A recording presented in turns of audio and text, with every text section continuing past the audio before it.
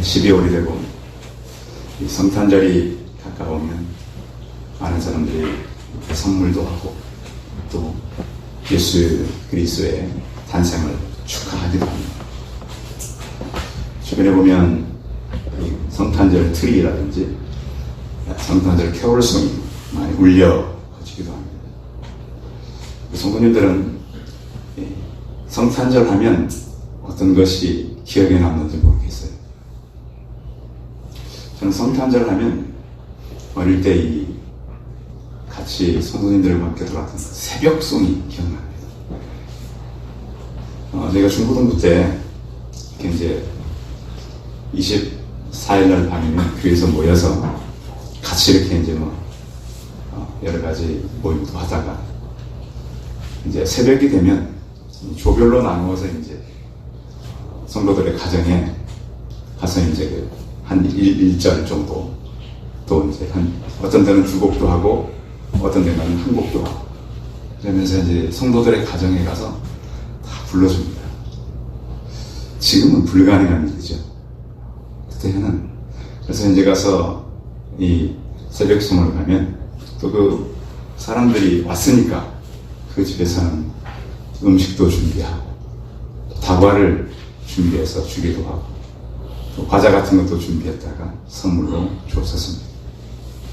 제 기억에 저희 동네는 이렇게 산을 넘어서 오는 선물도 있었거든요. 그것도 갔어요. 그래서 막 구두 신고 왔던 청년들이 막 이렇게 비탈기에서 막 넘어지고 쓰러지고 막 그러면서도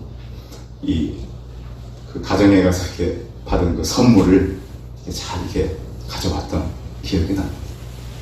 근데 그 새벽송은 제가 서울에 왔을 때 서울에도 새벽송이 있었어요. 대림동에 있는 대림교회를 제가 청년부터 나갔는데 거기도 이제 그 승용차도 가지고 가고 먼 곳은 다 이렇게 짜요. 조를 또 버스도 타고 가고 그러면서 다 도는 거예요. 근데 청년들이 굉장히 많이 참여했어요. 근데 왜 그런가 봤더니 그 교회는 그날 들어오는 모든 선물을 모았다가 청년부에게 주는 거예요. 그러니까 그때 이제 푸대들을 다 갖고 가더라고요. 그 전보미 푸대 그거 아시죠? 자루. 근데 보면 굉장히 많이 가져와요. 그래서 첫 해 이렇게 보니까 청년무실에 가니까 이 과자 자루가 여러 자루가 쫙 정해져 있더라고요. 그거 가지고 이제 청년들이 그러니까 아마 교회도 작전을 잘 한 거예요. 아마 새벽송대가 안 오니까 이 새벽송 할 때 나온 모든 이 과자라든지 다가는 청년부에게 준다. 그러니까 청년들이 열심히 굉장히 많이 오더라고요. 우리는 그런 것이 없지만 청년들의 혜택이 좀 가는 성탄절이 참 좋겠어요. 그래서 제 기억에 아주 여러 주 동안 그 간식을 가지고 먹었던 청년들의 기억이 있습니다. 각자 다르겠지만 예수님이 이 땅에 올 때는 아주 낮고 천한 마국간에 오셨습니다. 그런데 이 메시아가 올 것이라고 하는 메시아 대망 사상은 이스라엘의 역사 가운데 계속 흘러왔었습니다. 언젠가 분명히 오신다. 그리고 특별한 일이 있을 거다. 그런데 이 예수 그리스도가 오실 거라는 대망 사상은 있었지만 그 예수 그리스도가 왔을 때 그를 찾아간 사람들은 소수였습니다. 그래서 양을 치던 목자들, 또 동방으로부터 별을 연구하던 박사들, 그 사람들이 와서 경배하고 예물을 드린 것입니다. 그러면 예수님은 왜 이 땅에 그때 오셨는가? 물론 여러 가지 이유가 있지만 예수님은 이 땅에 오실 때 악한 사단이 사람들의 마음을 지배하고 오셨습니다. 그래서 우리를 갖다가 사단은 단순히 죄만 짓게 하는 것이 아니고요. 우리 마음속에 자리를 틀고 앉아 있어요. 그래서 우리가 쉽게 예수 그리스도께 돌아올 것 같지만 계속 우리 마음은 하나님께서 원하는 마음에 있는 것이 아니고 계속 그 반대편으로 가 있는 거예요. 누가 이 일을 한 거죠? 사단이 해놓은 거예요. 그래서 우리가 왜 말씀대로 살려고 해도 잘 되지 않고 나는 왜 자꾸 세상으로만 나가려고 하는가? 그 원인을 아셔야 돼요. 누가 그렇게 해놨다고요? 사탄이 하는 거예요. 우리도 또한 잘 모르고 사단이 하는 일에 이끌려간 거예요. 그래서 우리가 하나님께 나가려면 영적 전쟁을 치러야 돼요. 나를 쳐서 복종시키는 그러한 강한 결단이 없이는 절대 우리가 하나님께 나갈 수가 없어요. 그래서 많은 사람들이 말씀대로 살려고 성경도 읽어요. 암송도 해요. 또 말씀대로 살면 좋다는 걸 다 알아요. 쉽게 우리 마음이 하나님께로 가지를 못하는, 여러분 경험하시죠? 특히 연말이 되면 예배도 많이 드리고 찬송도 많이 하고 또 목회자들은 설교도 많이 준비해야 돼요. 그런데 왜 우리 마음은 자꾸 하나님께로 가지 못하고 악한 이 죄 쪽으로 가게 되는가? 그것은 우리 마음이 사단에 의해서 늘 그곳에 있는 것이죠. 그래서 하나님은 우리에게 원하는 것이 뭐냐면 우리가 헌신이나 우리가 좀 준비된 것을 많이 드리는 것도 중요하지만 우리 마음이 드려지는 것을 기뻐한다는 거예요.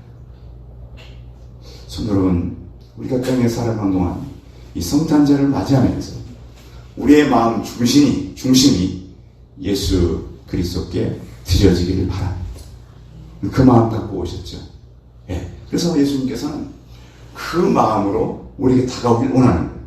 그래서 성경에 내가 이새의 아들 다윗을 만나니 내 마음에 합한 사람이다. 그래서 이 내 마음에 합한 사람이라고 하는 말을 좀 다른 말로 표현해보면 내 마음을 닮는 사람이에요.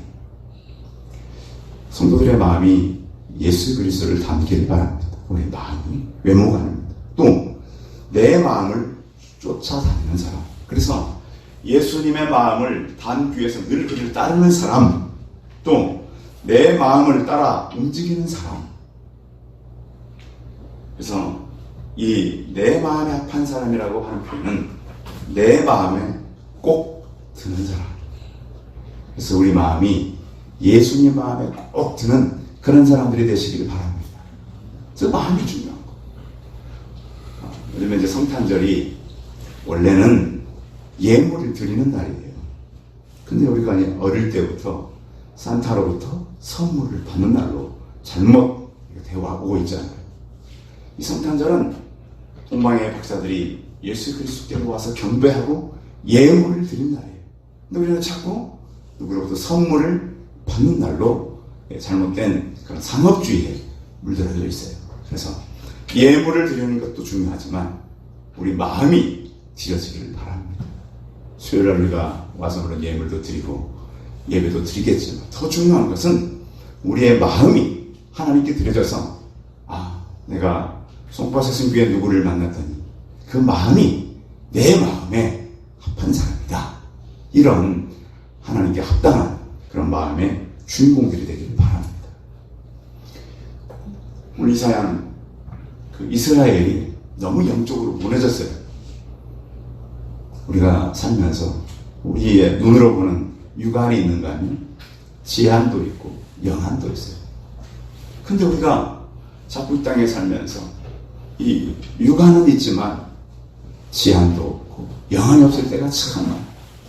이스라엘도 마찬가지예요. 그런데 이사야 시대는 너무 많이 무너지던 시대예요. 그런데 그 이스라엘을 향해서 내가 이스라엘에게 소망의 싹을 보내겠다. 싹. 우리말로 하면 순이죠. 그 순을 내가 이스라엘로부터 나게 하겠다. 그런데 이사야서 1장 1절에 이렇게 말씀해요. 유다 왕 우시아와 요담과 아하스와 히스기야 시대에 아모스의 아들 이사야가 유다와 예루살렘에 관하여 본 계시라. 앞으로 어떤 일이 생길 것인가. 근데 하나님이 이사야를 부르시고 탄식을 하세요. 하늘이여 들으라. 땅이여 귀를 기울이라. 여호와께서 말씀하시기를 내가 자식을 양육하였거늘 그들이 나를 거역하였도다. 여러분 생각해봐요. 자녀를 키웠는데 자녀가 부모를 거역한다면 그 부모의 마음이 어떨까요? 어디 가서 말할 수 있을까요? 참 부모로서 어려울 겁니다. 소는 인자를 알고 나귀는 그 주인의 구유를 알건만 이스라엘은 나를 알지 못하고 나의 백성은 깨닫지 못하는도다. 하물며 이 미물 짐승도 주인을 알아가는데 내 백성이 나를 알지 못한다. 슬프다. 범죄한 나라요 허물진 백성이 행악의 중자요 행위가 부패한 자식이로다. 그들이 여호와를 버리며 이스라엘의 거룩한 일을 만홀히 여겨 멀리하고 물러갔도다. 그래서 이스라엘은 메시아 대망 사상을 있었지만 그들의 삶은 전혀 그러지 못했어. 그러니까 그들이 어떤 결과를 가져올 것이라고 말씀하냐면 너희가 어찌하여 매를 더 맞으려고 폐역을 거듭하느냐. 온 머리는 병들었고 온 마음은 피곤하였으니 발바닥부터 머리까지 성한 곳이 없이 상한 것과 터진 것과 새로 맞은 흔적 뿌린 것을 그것을 싸매 기름으로 부드럽게 함을 받지 못하는 것. 그렇게 하나님께로부터 버림받고 하나님께로부터 매를 맞아도 싸매줄 사람이 없다. 그래서 그들의 현실이 이렇게 보는 겁니다. 너희의 땅은 황폐하였고 우리나라가 경제적인 위기를 맞고 있는 건 아시죠? 50년 만에 가장 어려운 위기를 맞고 있습니다. 이것은 하나님의 설교입니다. 우리가 뭘 해야 되는가?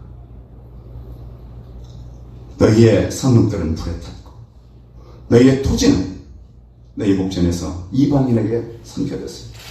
이방인에게 파괴된 같이 황폐했고 딸 시온은 포도원의 망개같이 참외밭의 원두막같이 에워싸인 성같이 겨우 남았다. 좀 남았는데 다 무너졌다는 거죠. 만군의 여호와께서 우리를 위하여 생존자를 조금 남겨두지 아니했더라면 우리는 소돔 같고 고모라 같았으리로다. 그러니까 그 마지막 조금 남겨놨다는 이러한 상황 속에서 하나님은 이사야를 들어서 언젠가 유다 민족의 구원자가 나타나서 공의로 다스리는 평화로운 세상을 이루게 될 날을 말씀하고 있는 거. 그러면서 이렇게 말씀하죠. 1절 한번 읽어봐요.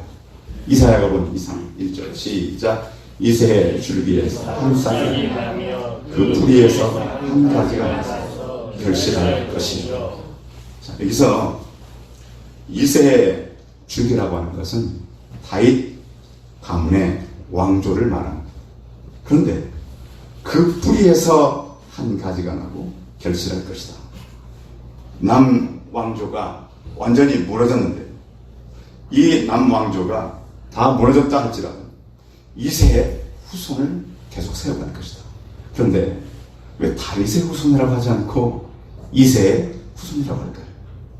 다윗에게 약속하신 내 집과 내 나라가 내 앞에서 영원히 보존되고 내 왕위가 영원히 견고하리라, 이 말씀을 실현할 거라는 거죠. 다윗은 유다 왕조의 시종과 같습니다. 유다 지파를 대표할 만한 사람이죠. 그런데 한 싹이 이새의 줄기에서 나리라고 말하고 있습니다.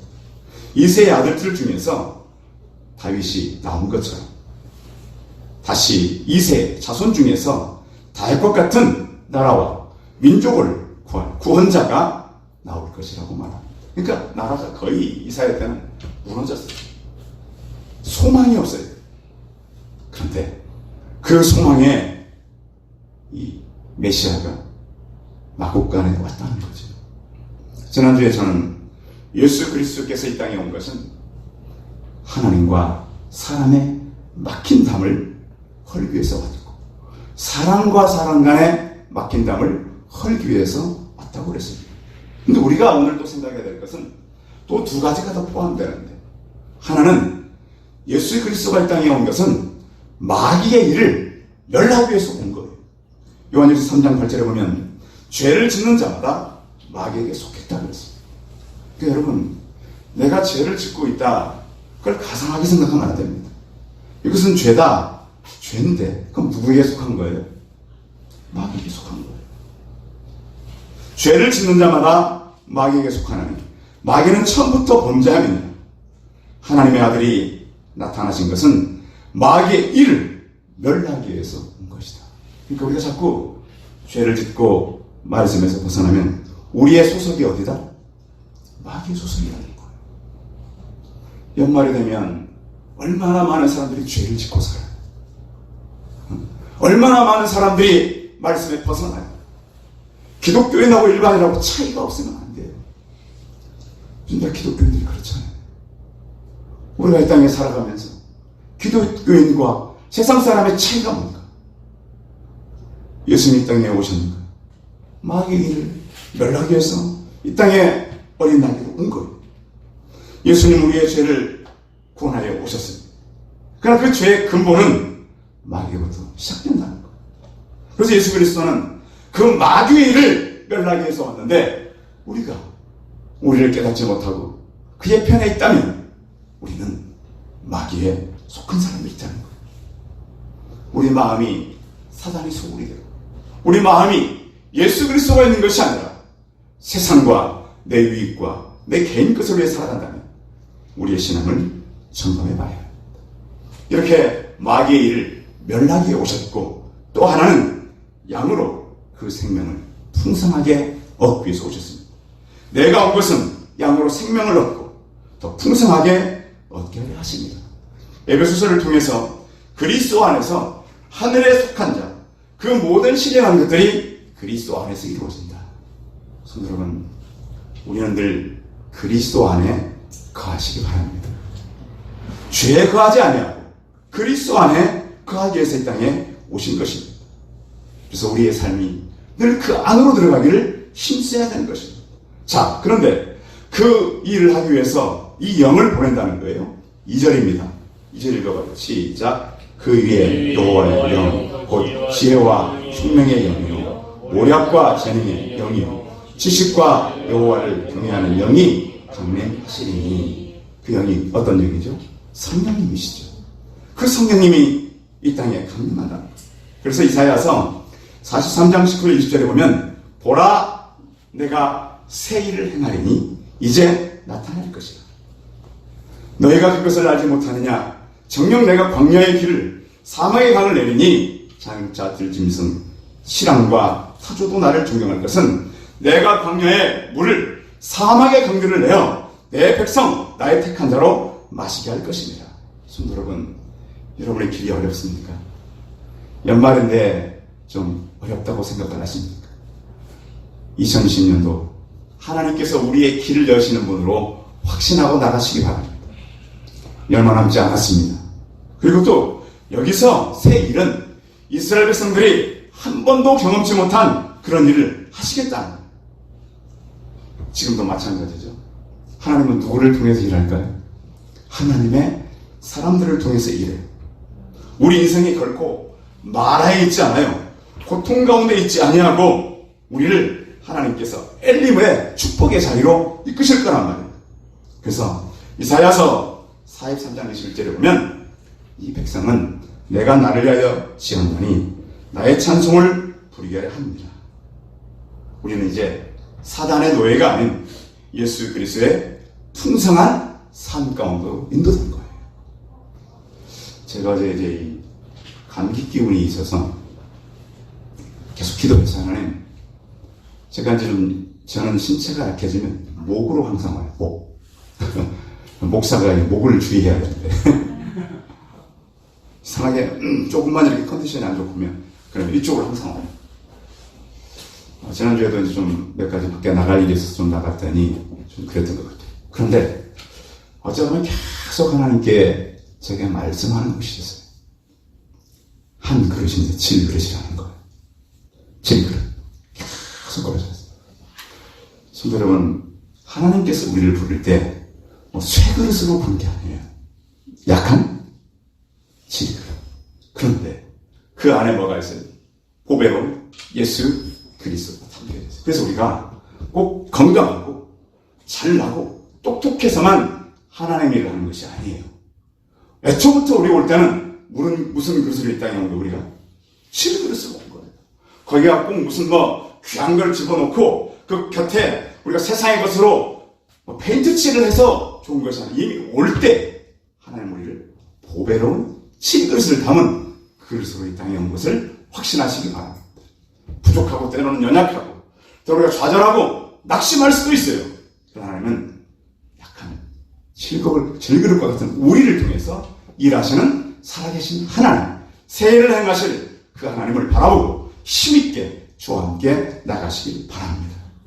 그 하나님은 또한 이 땅에 오셔서 공의로 세상을 다스린다는 거예요. 자, 4절 같이 한번 읽어볼까요?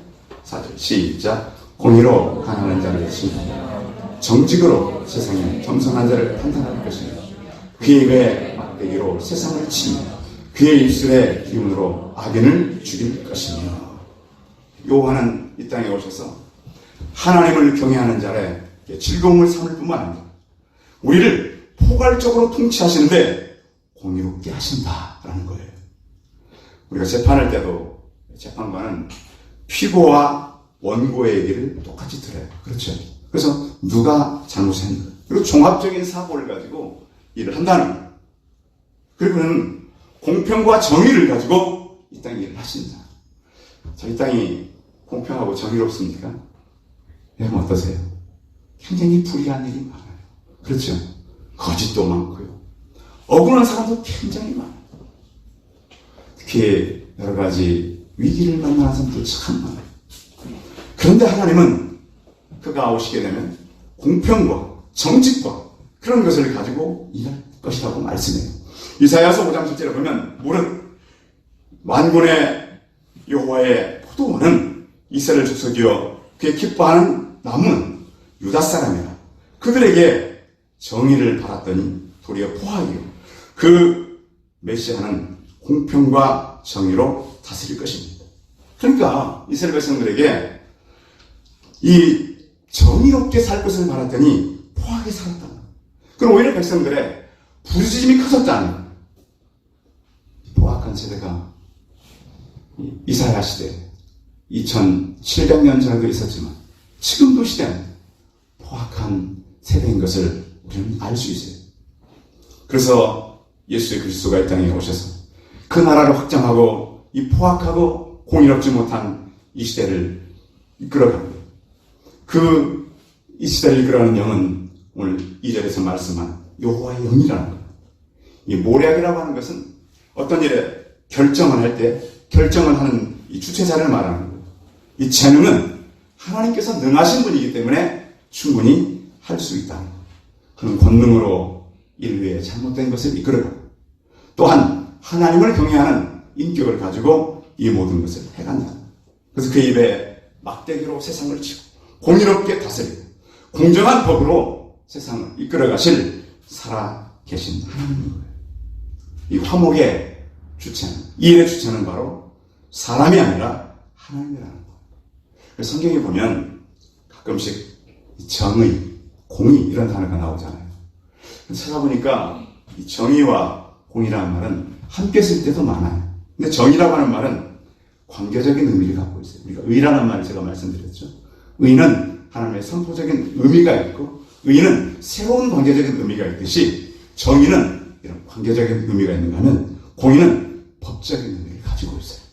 그래서 하나님은 정의와 우리가 공의로 다스리신다. 그래서 예수님은 이 땅에 오실 때 십자가의 무한한 사랑 가지고 우리에게 다가오신 것입니다. 자기 아들을 아끼지 않냐 모든 사람을 위하여 내어주신 이가 어찌 아들과 함께 모든 것을 우리에게 주시지 않겠는가. 그 하나님의 공의와 성실로 다스려질 시대가 앞으로 올 것이다. 그리고 그 땅에 평화가 임하는데 이렇게 하나님은 다스리겠다라고 말씀하고 있습니다. 자, 6절부터 8절까지 읽어봐요. 그 하나님께서 다스릴 나라, 미래의 나라죠. 6절부터 8절 시작. 그때 이리가 어린 양과 함께 있었다. 복음이 어린 염소와 함께 있고 송아지와 어린 사자와 살진 짐승이 함께 있어 어린 나이에게 끌리며 암소와 곰이 함께 먹으며 그것들의 새끼가 함께 엎드리며 사자가 소처럼 풀을 먹을 것이며 젖먹는 아이가 독사의 구멍에서 장난을 하며 저 때는 어린 나이가 독사의 불에 손을 넣을 것이다. 아멘. 자, 이렇게 이런 나라가 정말 가능한가? 이리와 어린 양, 표범과 어린 염소와 송아지와 사자와 암소와 곰이, 어린 나이와 독사가 어떻게 이렇게 강자와 약자가 함께 할 수 있는가? 근데 우리가 살아가는 세상은 죄 때문에 서로 미워하고 증오하고 가시덤불과 엉겅퀴가 가득한 이 시대를 우리가 살아가고 있습니다. 근데 이것은 앞으로 나타날 세상이라는 거예요. 그림이죠. 구약 성경은 그림처럼 우리에게 많이 보여주는데, 자, 이리가 어린 양과 함께 살고 표범이 어린 염소와 함께 듣고, 또 이 이리가 어린 양을 우리가 사는 세대는 잡아먹는 세대예요. 어린 염소는 표범에게 잡혀먹기, 이런 세대, 양육강식의 시대를 우리는 살아갑니다. 그뿐만 아니라 우리는 살아가면서도 수많은 경계선을 가지고 있어요. 어떤 경계선이죠? 이리가 어린 양의 친구가 되고, 표범이 새끼 염소와 친구가 되고, 전능하신 하나님이 연약한 사람과 친구가 되고요. 어른이 아이가 친구가 되고, 부자가 가난한 사람의 친구가 되고, 강한 자가 약한 사람의 친구가 되면 얼마나 좋을까요? 근데 지금은 그렇지 않잖아요. 그래서 아이들 학교 보낼 때도 막 그러잖아요. 너무 실력 없는 애들하고 놀지 마라. 좀 문제가 있는 애들하고 놀지 마라. 우리 그렇게 하지 않아요? 너희가 놀려면 공부 잘하는 애들하고 놀아. 물론 나보다 나은 사람하고 놀면 유익도 있어요.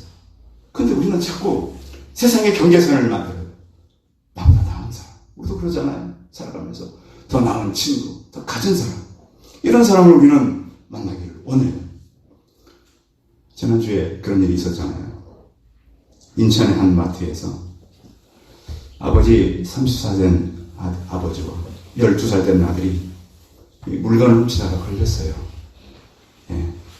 식료품이었는데 우유 2팩, 사과 6알, 음료수였어요. 돈으로 한 사람 10,000원도 안 된다고 그러잖아요. 근데 걸렸어요. 주인한테. 그래서 경찰을 불렀습니다. 그래서 얘기를 하고, 이게 그 훔친 것이 아니니까 돌려 보냈는데, 문제는 이 사람들이 굶다가 훔치러 온 거예요. 굶다가. 그래서 이제 그 경찰관 그 문제를 담당한 경찰관 인터뷰를 하면서 요즘에 누가 굶냐고. 그래서 많은 사람들이 신문을 올렸잖아요. 그런데 이제 이 경찰관이 이제 뭐 별 문제가 없고 이 슈퍼 주인하고 얘기를 해서 밥을 사주려고 갔는데 그 누군가가 따라와서 20만 원 줬대잖아요. 근데 그 아이가 돌려주려고 막 따라갔는데 간 거예요. 이 일 이후에 어떤 일이 생겼냐면 그들이 훔쳤던 마트에서는 이들의 생필품을 지원하기로 했고요. 또 지역 사회복지센터에서는 직업을 알선해 주기로 했고, 또 아이에게는 무료 급식 카드를 제공해 줬고, 이후에 많은 사람들이 가정을 돕겠다고 했어요. 저는 그 일을 보면서 우리 대한민국은 아직도 힘든 어려운 사람들을 돕는 참 아름다운 사람들이 많구나 라는 생각을 하게 됐습니다. 성도 여러분, 에베소서 2장 13절 14절에 보면 이제는 전에 멀리 있던 너희가 그리스도 예수 안에서 그리스도 피로 가까워졌느니라 그랬습니다. 성도들 안에 어려움이 없을 수는 없겠지만 우리가 어려움이 생기면 서로 돕고, 또 예수님께서 이 땅에 오셔서 인자에 온 것은 섬김을 받으려 함이 아니라 섬기려 하고 자기 목숨을 많은 사람의 대속물로 주려 함이라 라고 말씀했습니다. 그래서 오늘 이 사야를 통해서 하나님께서 이 땅에 사람의 몸을 입고 온 것은 우리가 군림하기 위해서 온 것이 아니라 모든 것을 내어주기 위해서 이 땅에 왔다는 거예요. 자, 그래서 그 세계가 이루어지면 하나님께서는 이 땅을 이렇게 다스려 갈 거라는 거죠. 자, 9절입니다. 9절. 예수 그리스도가 와서 다스려 갈라. 시작. 내 거룩한 산 모든 곳에서 해됨도 없고 상함도 없을 것이니 이는 물이 바다를 덮음같이 여호와를 아는 지식이 세상에 충만할 것임이니라. 그렇습니다. 앞으로 예수 그리스도를 아는 모든 풍성함이 이 땅에 충만할 것이다.